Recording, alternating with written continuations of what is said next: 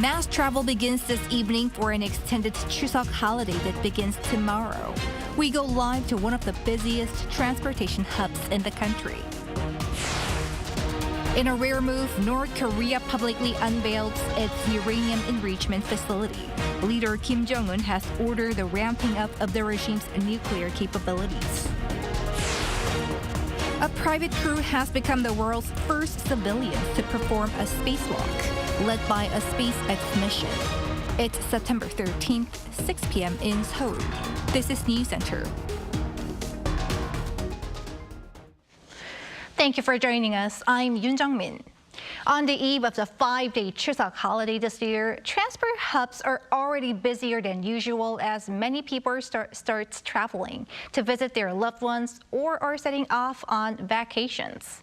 Now, let's go live to one of those places. Our correspondent Lee Eun-hee is at Seoul Station. Eun-hee, what's it like over there? Jung-min, I'm at Seoul Station, South Korea's busiest train station, serving more passengers than any other in the country. As you mentioned, the Chuseok holiday, spanning 5 days this year, begins tomorrow with the start of the weekend. This means that mass travel across the country is expected to start tonight. So I'm here to show you a glimpse of the scene. Chuseok, along with Lunar New Year, is one of South Korea's 2 major holidays. During this time, millions of people travel across the country or even abroad. Also known as Hangawi, Chuseok is the Korean version of Thanksgiving. This year, the holiday period is from September 16th to 18th, and with the weekend before it, the break stretches to 5 days.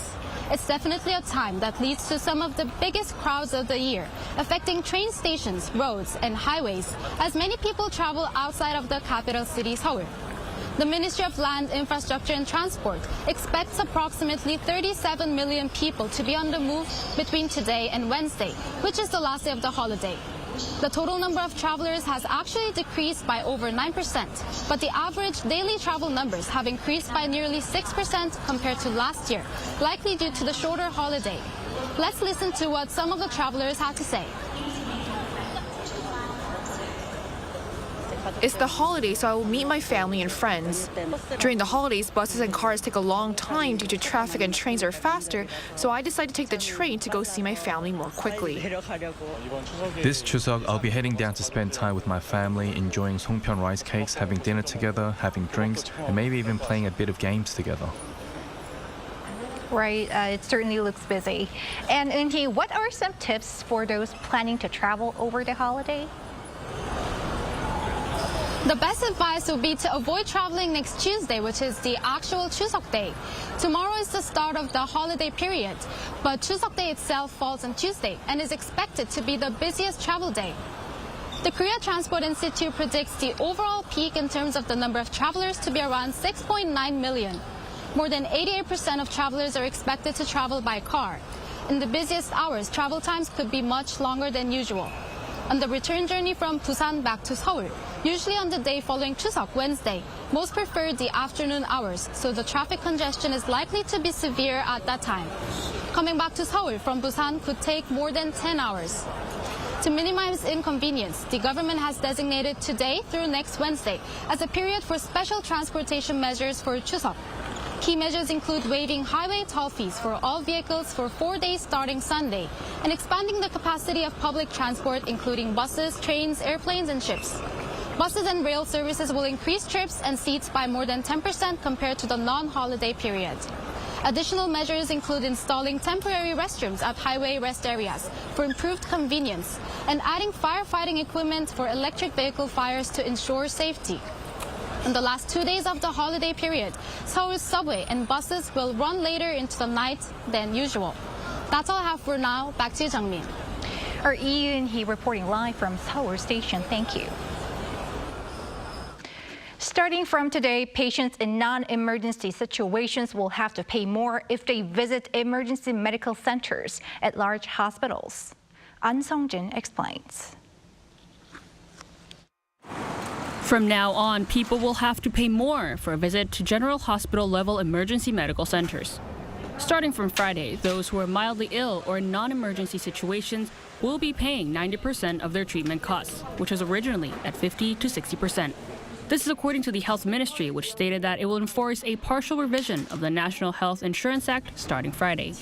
For example, if a person with a mild illness, such as a cold or an upset stomach, uses an emergency room at a regional emergency medical center or a regional external trauma center, the cost they'll pay will rise from 130,000 to 220,000 won, roughly $98 to $165.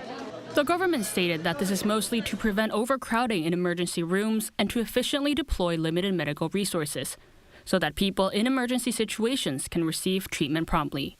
Regional emergency medical centers have the facilities and equipment equivalent to or higher than general hospitals, so they are suitable for treating severely ill patients. Those with relatively less severe illnesses should use smaller emergency rooms or clinics. That's why we implemented this regulation. The health ministry also emphasizes that when visiting a regular regional hospital or clinic, there is no change to the costs. Only when mildly ill patients visit one of the 44 general hospital-level regional emergency medical centers. The official also added that for moderate illnesses, the quality of service may be much better at local hospitals rather than higher-level hospitals and emergency medical centers. However, some raise concerns that if the burden of medical costs increases without any alternative, those who are financially vulnerable may not be able to receive the care they need. An Sung-jin, Arirang News. Amid the medical conflict, the launch of a joint consultative body comprising the rival political parties, the government, and representatives of doctors' organizations to prevent potential disruptions in the medical system seems unlikely before the Chuseok holiday. On Friday, the doctors, including the Korean Medical Association, announced they would not join talks, citing the government's unchanged stance on the ongoing medical dispute. The ruling People Power Party has been working to bring doctors to the negotiating table, but they remain reluctant after the government rejected their request to scrap its plan to increase next year's medical school quota. Following the announcement, the PPP again asked the doctors to participate. South Korea will offer COVID-19 vaccinations starting next month.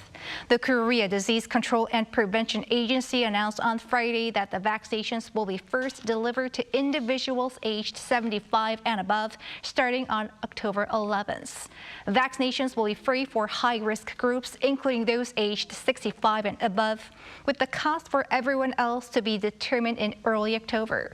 The KDCA added that despite the downward trend in COVID cases, for 3 straight weeks starting the week of August 18th, individuals are advised to follow virus guidelines during the holiday.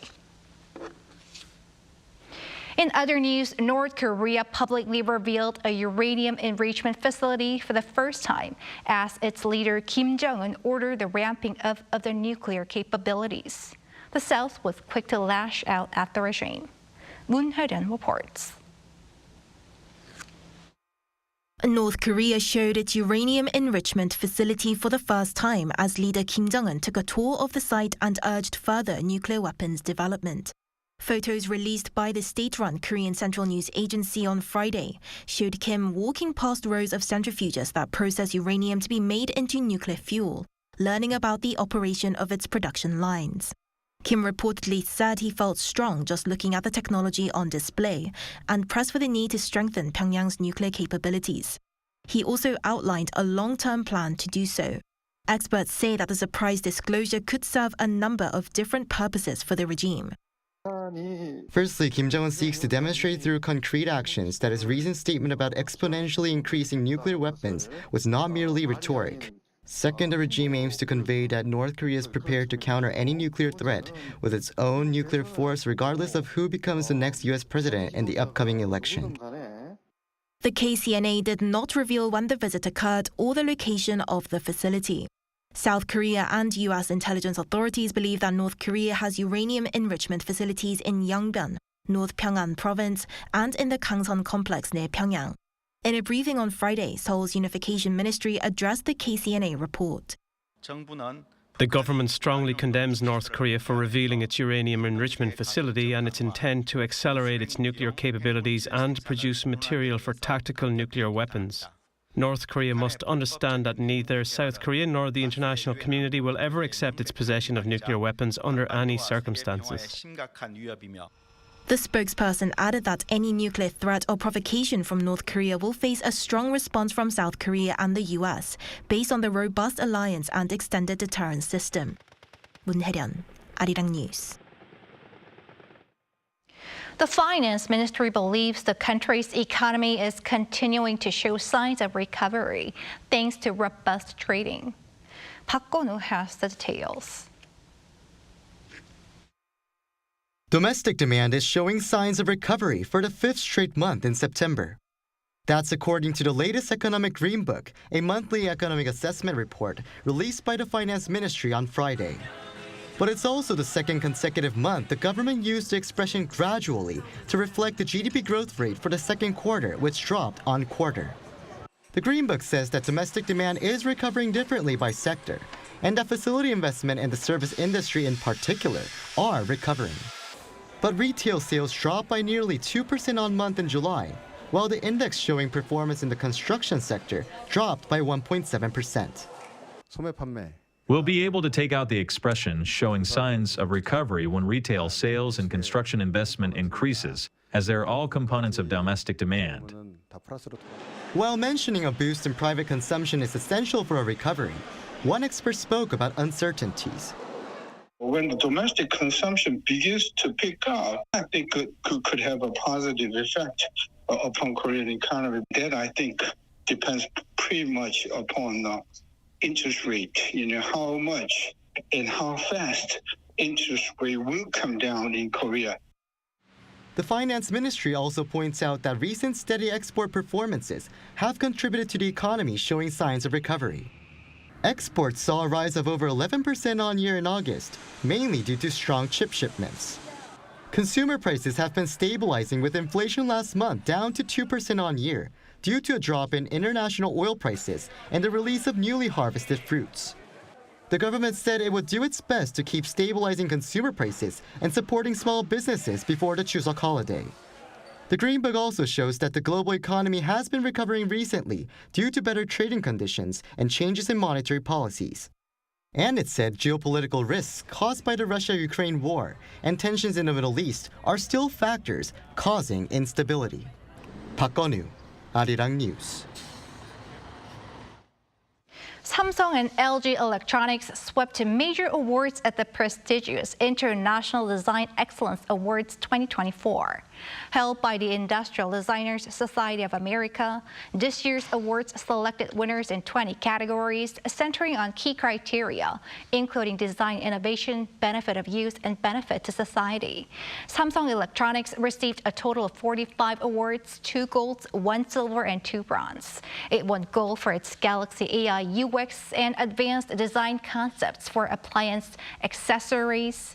LG Electronics won 23 awards. Its LG Comfort Kits, an accessory that helps users easily operate LG home appliances regardless of gender, age, or disability, and the foldable laptop LG Grandfold earned the company Gold Awards.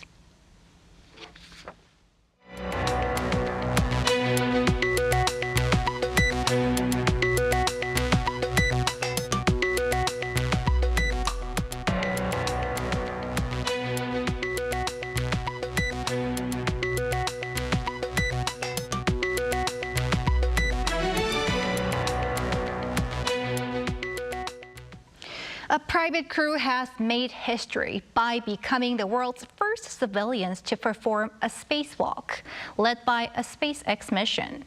A billionaire from the U.S. acted as mission commander for the team, getting closer to realizing the human race's long-term dream of populating another planet. Cha Yun-kyung reports. The door to the Crew Dragon capsule opens slowly. Then, as the astronaut steps outside, planet Earth can be seen from hundreds of miles away. Jared Isaacman, a billionaire and private astronaut from the U.S., successfully carried out the world's first private spacewalk. Back at home, we all have a lot of work to do, but from here, Earth sure looks like a perfect world. Isaacman was outside the capsule for around 10 minutes. After he returned, SpaceX engineer Sarah Gillis took her turn and successfully conducted her mission. The team of 4 private astronauts produced successful results after 2 years of preparation. Their mission was to test new spacesuits for their performance in order to protect astronauts. Last May, Jared Isaacman said that SpaceX is aware that it would need extravehicular activity or EVA suits if it is to realize the long-term dream of populating another planet someday. The mission was personally funded by Isaacman, who, according to Forbes, has a net worth of $1.9 billion. After establishing himself as a renowned pilot and adventurer, Isaacman conducted the first all-civilian mission to orbit the Earth, launched by SpaceX 3 years ago. All eyes are on billionaire Isaacman's next step, who has opened up a new era of private space development along with Elon Musk. 차윤경, Arirang News. U.S. Vice President Kamala Harris continues to widen her lead over former President Donald Trump in the latest poll after their first TV matchup. While Trump claims he won the debate, he says he won't debate Harris again before the November presidential election. Lee Seung-jae has more. According to a CNN flash poll that followed Tuesday's televised debate in Philadelphia, 63% of registered voters felt Vice President Kamala Harris performed better than former President Donald Trump. And the Democratic presidential candidate's performance helped boost her support, as another poll showed that she had widened her lead over Trump. In a new Reuters Ipsos survey conducted between Tuesday and Thursday, Harris garnered 47% support compared to Trump's 42%, giving her a 5 percentage point lead over the former president. The latest poll asked 3,095 people, with 1,405 of them registered voters. In a similar survey last month, 45% of people surveyed preferred Harris compared to 41% of the respondents who picked Trump. While the majority in the CNN flash poll showed that Harris performed better than Trump during Tuesday's debate, the former president disagreed and claimed that he won the debate. Trump also said he won't debate Harris again. Taking to his social media platform Truth Social on Thursday, Trump said the first words out of a prizefighter who loses a fight is "I want a rematch." The Harris camp had called for a second debate, as President Joe Biden and Trump had agreed to 2 debates for the elections. Meanwhile, Trump and his running mate J.D. Vance's false claims of Haitian immigrants taking people's pets and eating them have led to increasing fear among the immigrants of being targeted. The City Hall in Springfield, Ohio, the city that was put in the spotlight due to those claims, temporarily closed on Thursday amid bomb threats. The threats also come as an online Haitian media outlet out of Springfield warned its residents of threats being issued at several schools with Haitian children. The city has seen a large inflow of Haitian immigrants in recent years due to its low cost of living and job opportunities. Lee Seung-jae, Arirang News. Russia has reportedly retaken 10 settlements from Ukrainian forces in the border region of Kursk. Its President Vladimir Putin says if Western countries allow Ukraine to use long-range missiles, it would mean a fight against Russia. Kim Jong-un tells us more. You're looking at a recent video released by Russia's Ministry of Defense. In the footage, pontoon crossings are built on a river and Russian military forces are crossing the river using the bridging equipment. At the same time, Russia's defense ministry said Thursday local time that it had recaptured 10 settlements from Ukrainian forces in the Kursk region.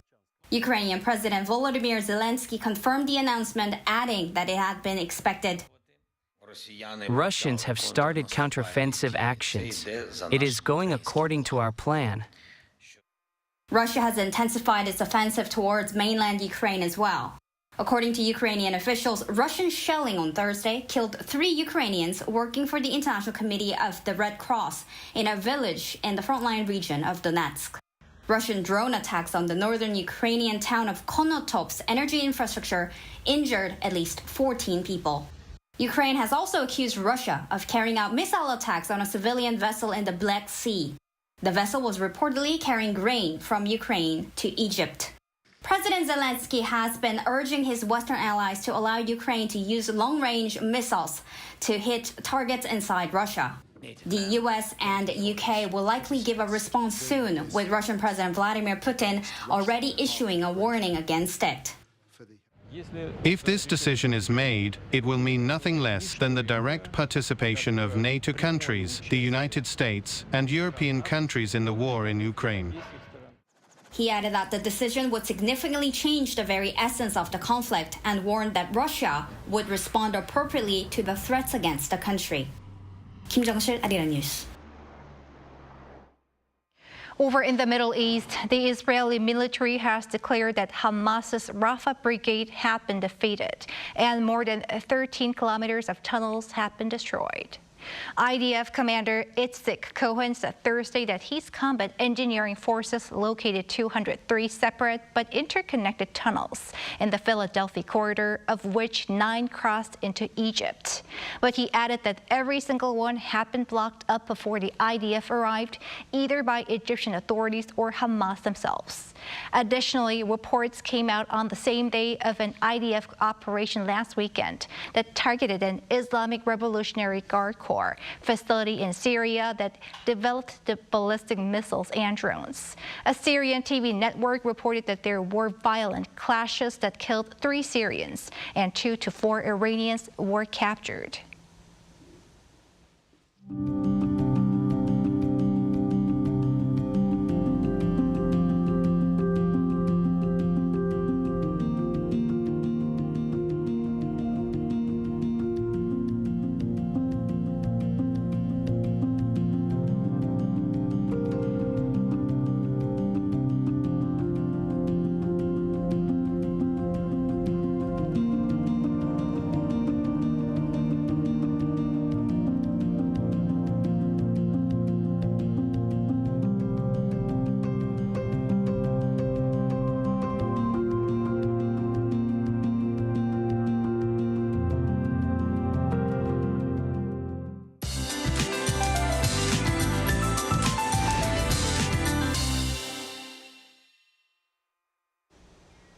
It's currently raining in the Seoul metropolitan area and western parts of Gangwon-do province.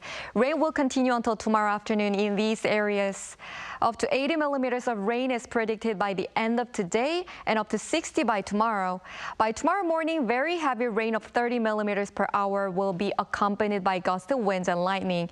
Heavy rain of 20 millimeters per hour is expected in other areas too, so you should be careful. Tomorrow, most areas will start off in the mid-20s. Daily highs will move up to 29 in Seoul, Daejeon and Jeju, 32 degrees. On Sunday and Monday, it will rain in areas on the East Coast and showers will pass through the rest of the country. It will gradually clear from the day of Chuseok on Tuesday, and you will be able to see the full moon through the clouds in most parts of the country. In Seoul, a full moon will be visible at 6:17 p.m. That's all for Korea. Here are the weather conditions around the world.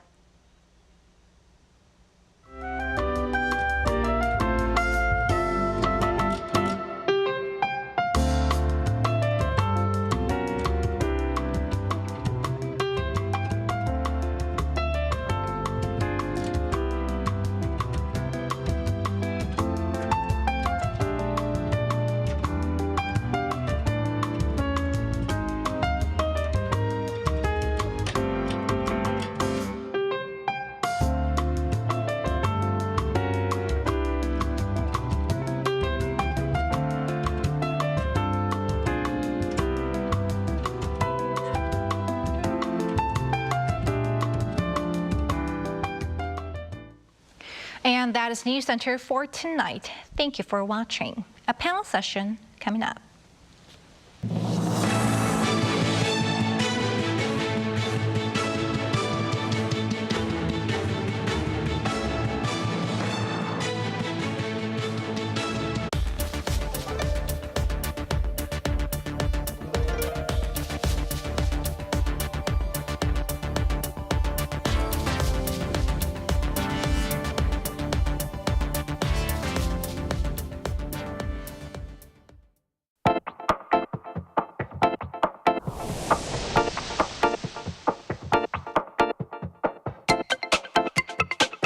플라스틱 사실 편리하잖아요. 저조차도 활동을 하고 있지만 플라스틱을 사용할 정도로 생활에 많이 있다고 생각을 하는데요. 플라스틱을 대체할 수 있는 걸 계속해서 찾고 플라스틱이 아닌 다른 것을 사용하는 게 일상의 습관이 될 수 있도록 하는 것이 좀 중요하다고 생각을 해서 참새클럽 캠페인을 중점으로 활동하고 있습니다.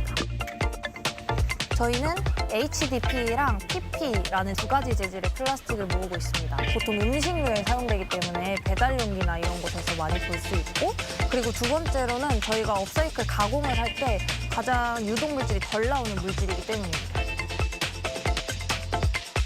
플라스틱을 많이 모으고 많이 제작하는 것이 목적이 아니다 보니까 저희는 시민분들한테 플라스틱 기부받고 리워드를 드리는 게 아니라 모아주신 플라스틱이 이렇게 재활용됐다는 걸 알리기 위해서 하는 프로젝트여가지고 이걸 약간 기부가 아닌 돌려드리는 개념으로 지금 하는 규칙을 사용하고 있는 것 같습니다.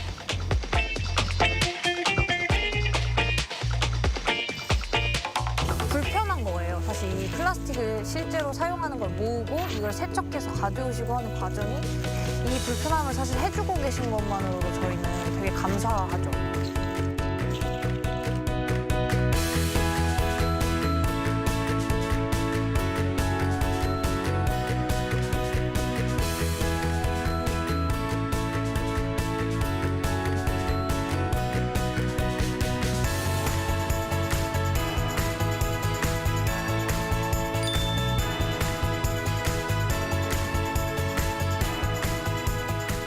나아가서 플라스틱을 사용하지 않을 수 있는 방법을 내는 것이 저희의 숙제이고요.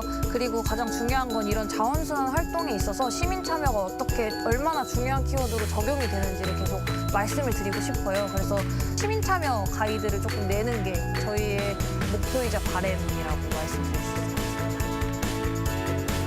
나는 플라스틱을 순환시키는 그리너다.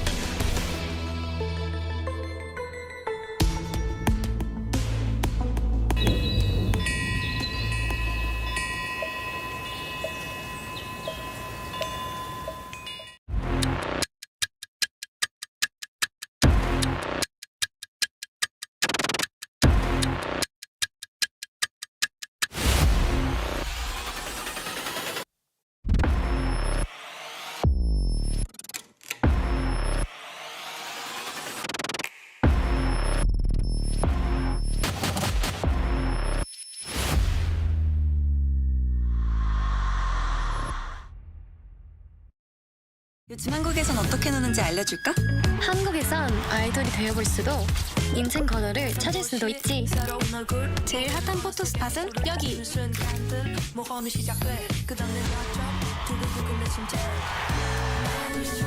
한국은 분명 너에게 새로운 영감을 줄 거야.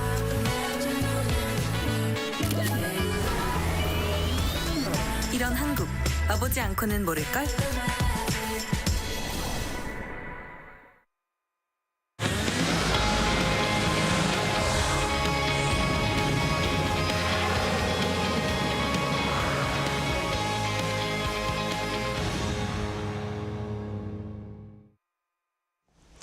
Thanks for joining us. You've tuned in to Arirang's Within the Frame. I'm Handan in Seoul.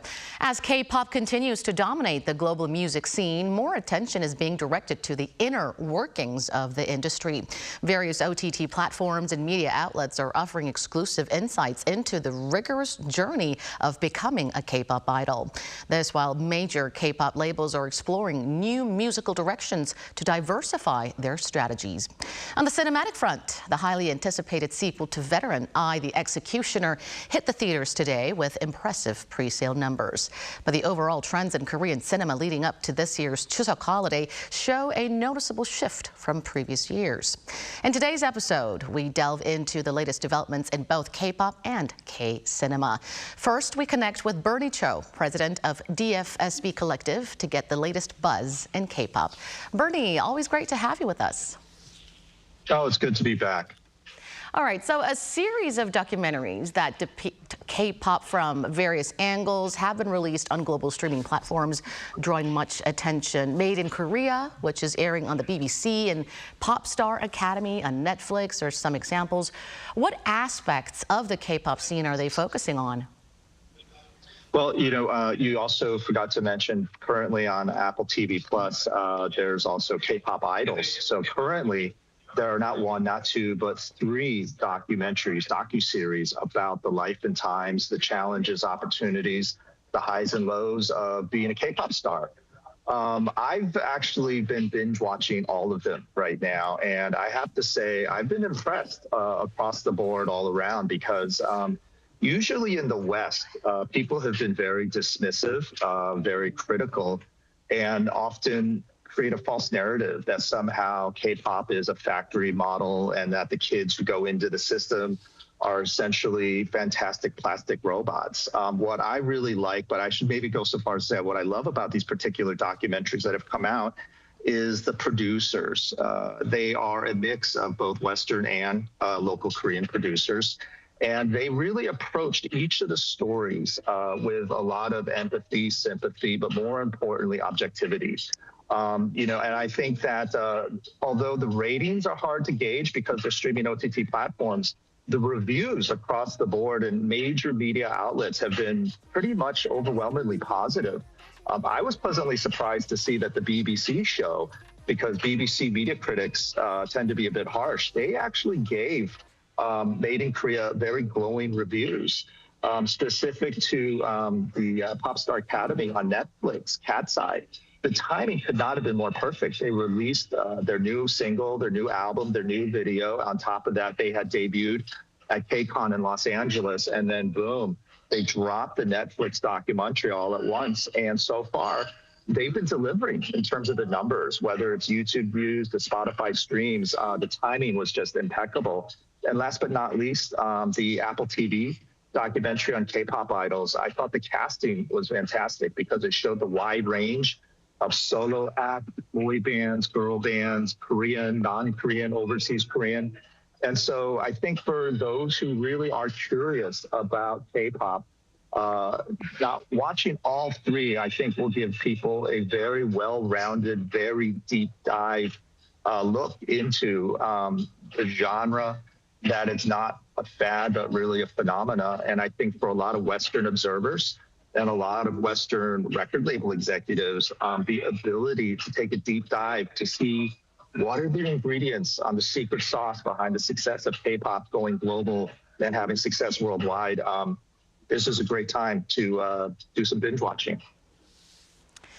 Despite K-pop's undying global popularity, the stock prices of the big four entertainment companies have dropped by 30 to 50% since the start of the year.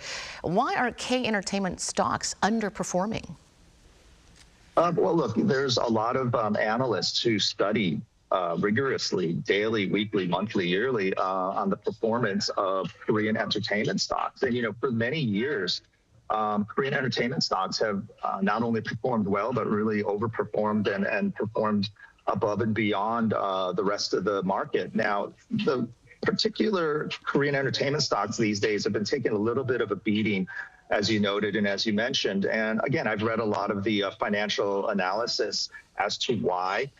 There are some who've pointed out to a slowdown in physical album sales. which may be true. There are others who've pointed out that although a lot of these K-pop firms are spending more money on investment, lately some of the profit margins have been slipping to the point of, instead of double-digit growth, single-digit growth, or maybe even experiencing a slight loss. But one of the dangers and risks about Korean entertainment stocks is, yes, a lot of the pricing is based on performance. A lot of the pricing is also based on perception. Because, with entertainment stocks, they're very sensitive to things like scandals. And as you know, some of the biggest Korean music companies, listed stocks, have unfortunately been the subject of a lot of speculation and a lot of scandals. And that perception, unfortunately, can sometimes lead to being perceived as reality. And so the fact that you have a lot of analysts basing their projections on their perceptions at the moment makes the entertainment stocks at the moment very speculative. Now, that being said, many of these same analysts who've been a bit dour and damp and down on the stocks early this year are also at the same time projecting that performance will even out, will get stronger, and by year's end, hopefully we'll see bigger, better, positive results. But for the time being, I believe that the stocks are currently, unfortunately, suffering a bit of a hiccup, but it's just a moment. And I do think the momentum will continue to grow and continue to grow stronger. K-pop powerhouses are venturing into new genres and styles. SM Entertainment is set to introduce a trot idol group, while the band-style group Day6 has brought diversity to a somewhat standardized K-pop landscape. How do you view these developments? Look, I think diversity is incredibly healthy. There are those, and look, I might even throw my hat into that ring, where I think there's a bit of a burnout in terms of seeing boy bands and girl bands coming out and coming across as same, and more of the same. Now, it's interesting that some of these top K-pop music companies are looking to and leaning into, of all things, trot. The thing is, trot, the numbers are undeniable. They're doing incredibly well in terms of not just album sales, single streams, but ticket sales. And the thing is that we're seeing something kind of similar here in the U.S. as well. In many ways, trot is kind of like the country music of Korea. Here in the United States, some of the biggest stars, whether they be Beyonce from R&B or Post Malone from hip-hop, have all dabbled with and found tremendous success experimenting with country music. And so I think, for me, I see a lot of parallels between U.S. artists crossing over to country in the same way that we're seeing Korean artists now crossing over through trot. So I think it's good. And I think the fact is that, trot has really gotten a lot of attention because I think they've borrowed a lot of best practices from K-pop to make it feel more fresh and more contemporary. And so, but again, I think diversity is good. And as much as we mentioned trot, we can't forget Day6. I'm really happy to see rock making a comeback. And I hope to see more of that from the ROK, Republic of Korea. Meanwhile, we saw quite disturbing reports about deep fakes. According to recent reports citing security firms, 8 out of 10 individuals featured in deepfake pornography were K-pop celebrities. What's your take on this? What measures should be prioritized to address this issue? Look, the deep fake pornography is a very real problem. And I think, unfortunately, as much as deep fake pornography has obviously gotten a lot of headlines, not just within Korea, but especially outside of Korea, we have to just call it out. Korea, unfortunately, has a pornography problem, period. It's not just deep fake, but even real. The fact is that we're constantly hearing in the news anything from, people taking illicit videos of their partners to, in public places and public spaces. And unfortunately, this is just another aspect of the pornography problem that South Korea is currently undergoing and suffering and going through. Now, the government obviously has come out very strongly saying that they want to be more punitive and that they want to make sure that perpetrators are punished even more severely. And again, I think, credit and kudos to the Korean entertainment companies who want to protect their artists and celebrities.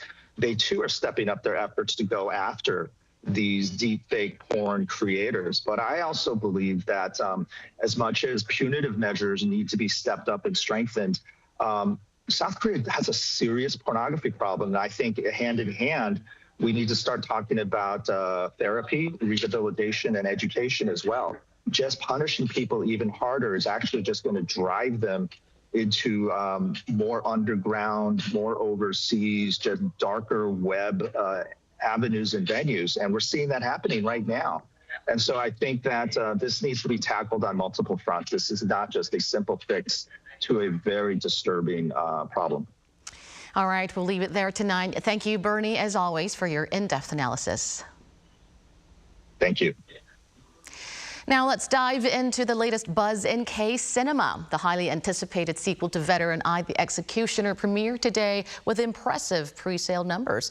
That's as several star-studded K-films have been released on OTT platforms, all competing fiercely for viewer attention this Chuseok holiday. Now, without further ado, let's bring in film critic Piers Conran to talk more about these developments. Piers, it's been a while. Thank you for joining us. Thanks very much for having me. It has indeed been a moment. Right, so Hatching of Love has risen to the top 3 of the highest grossing Korean animations. Not only children's animations, but also documentaries and concert films, once considered niche, are now emerging as unexpected hits at the box office. What's driving this shift? I think it's fair to say that there has been a diversification of content at the moment in the Korean film industry. Korea has long been a robust theatrical market. However, of course, during the current pandemic, we've been experiencing a bit of a wobble. But where it has long struggled is in attracting a children's audience. This, of course, despite a very clear thirst for children's content, which we've seen time and again through hits, particularly from Hollywood, whether it's animations like the Frozen films or more recently Pixar successes like Elemental or this year's Inside Out 2. But generally speaking, during the pandemic, we've seen a stronger focus on animation, which has been doing very, very well. And look no further than the Japanese hits that we've had, a lot of record-breaking successes for Japanese content in the Korean market, such as the Demon Slayer film, the first of many of those, Suzume, and also the first Slam Dunk. Now, the success of Hatching of Love, which is also called Heartstring, I think, it is encouraging. It's accumulated about 900,000 viewers right now. That's past the break-even point of 600,000. It's not to say that the Korean animation industry is really having it's a big moment in the sun yet. It's still an industry that doesn't have a very clear image the way that Hollywood and Japanese anime has with their animation, and our market doesn't produce a huge amount of films. And so something like Heartstring can work because it's a theatrical spin-off of a very popular kids animation TV show. So there is sort of a market to tap in there. You also mentioned like a different kind of a niche content doing well. It's a similar thing where we have K-pop concert films that do well, and perhaps documentaries dealing with politics, which also kind of tap into pre-existing audiences and do quite well. So we've had Kim Jong-un on the I'm Hero, the Stadium music documentary doing quite well recently. So though that's not really a new trend, but it's very good to see that these films are doing well now, while traditional live action narrative films are currently struggling a bit. The sequel to the film Veteran, which drew 13.4 million viewers, was released today. Will it live up to the series' reputation after 9 years? Well, Veteran was, I think, a bit of a surprise hit when it came out in August of 2015. It was a film that I was excited about at the time, but no one expected it to become the 3rd highest grossing Korean film of all time at that time. It's a bit lower on the list now. And it's a great film, rightly considered one of director Lee Sung-won's very best. It balances action, comedy, and tight storytelling. It was always going to be a pretty tough act to follow up. And 9 years later, the numbers are already looking very, very good as we enter the Chuseok holiday period. They've topped already 600,000 in pre-sales. Very, very encouraging for a local film. Unless the film ends up being totally rejected over these first few days, I would be surprised if it was not one of the biggest hits of the year. Now, I was fortunate to see the film earlier this year, and while I don't think it's quite as good as the original, which is one of my absolute favorite Korean films, I do think it's a very entertaining follow-up that really aims to please. I would say its strongest point are its really thrilling set pieces. Some of the most audacious action scenes that I've seen in Korean cinema are featured in Veteran 2, also called I, the Executioner. There's an incredible mountainside staircase tumble. There's also a great rainy rooftop fight, and I think these are moments that should be seen on the big screen. The film also pushes more into the comedy, a bit like how the Roundup films, the Bomjae-doshi films, were kind of grungy action films that segged more into action comedy as the franchise has continued, particularly in the recent third and fourth films. And I also think that the new Veteran isn't quite as narratively sharp as the original, but overall it's a very fun time. I do recommend it, and I expect it will do very, very strong business in the holidays, and that's good for the industry, which is still starving, still looking for some hit films. I think Hwang Jung-min and Jung Hae-in, two great big stars, will also drive audiences. And speaking of the Chuseok holiday season, typically it's a peak time for theaters. But aside from the Veteran sequel, no Korean films are being released. Now, this is a sharp contrast to previous years when several highly anticipated titles would hit the theaters. What's behind this? It is kind of a concerning trend, isn't it? Because it has always been that there have been 4 big holiday periods in Korea. Those are for theatrical business, I mean. Those are the Seollal, Lunar New Year holiday, the summer holidays, kind of the few weeks of like when the kids are off in July and August, the Chuseok holidays, and the end of year season. And typically there's always anywhere from 3 to 5 local films duking it out, and 2 or 3 of those might prevail. And now, yes, it's true, the last few holiday seasons we've kind of only been seeing 1, maybe 2 films daring to come out during these holidays. The reason for that, we are seeing a bit of a recovery in the industry. More films are passing their break-even points. We've had films like Exuma earlier this year, the Outlaws 4, this year, a couple of others that have done quite well, but we're not seeing more than 1 film perform well at the same time. If we look at Chuseok last year, 3 films came out at the same time, and all of them lost money. Some of them lost significant amounts of money. So people, the production companies, the distributors are still pretty skittish. They're still pretty worried, and if no one wants to go up against I, the Executioner, against Veteran 2, because that was, as a sequel to a beloved original, it was pretty much guaranteed to do very well. So it would be pretty foolish to go up against that if you truly feel that only 1 film can perform well on the market. That's the one that's going to do it. Now, the question is this a temporary situation, or is it a permanent change in the market? As the industry continues to improve, and hopefully that trend will continue, I expect it will just turn out to be a temporary situation. We will once again see multiple films battling it out in a healthy, competitive market. But before that happens, someone needs to kind of take that jump. Someone needs to take a chance and succeed. And once that does happen, then more people will take that chance as well. And so when that happens, I'm not quite sure, but hopefully sooner rather than later. In contrast, competition among streaming platforms is fierce to grab viewers during the long Chuseok holiday. Disney Plus has released the comedy Soul Busters, starring Kim Jong-un, while Netflix has unveiled Officer Black Belt, starring Kim Woo-bin.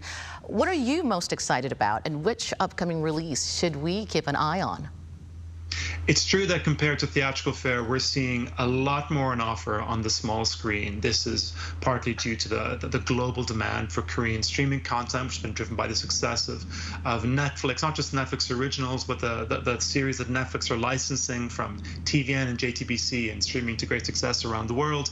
And so we're seeing a constant stream of major fare on the small screen. Netflix, Disney, we're seeing things on Prime Video, Amazon streaming service, as well as they're licensing Korean content as well. So looking to capitalize on these holidays, these local holidays, there are a lot of films that are either starting or finishing or kind of, in the middle of their runs during Chuseok, as well as the Netflix film that you mentioned, Officer Black Belt. Now, I do think that there's been so much success with the Korean streaming content that the budgets have kind of gotten really, really high. And a lot of these really, really big budget streaming original series, people are starting to kind of get a little frustrated with the lower level of quality. After Squid Game and a few other things, Hellbound 2 is actually coming out soon as well. we haven't really seen a consistent stream of very big budget successful series. It's more the traditional drama series that have been doing very, very well. You're asking which of these shows which of these pieces of content am I excited about? I'm particularly excited about Officer Black Belt. I haven't seen it yet. It just opened a few hours ago on Netflix. I've already heard some good things.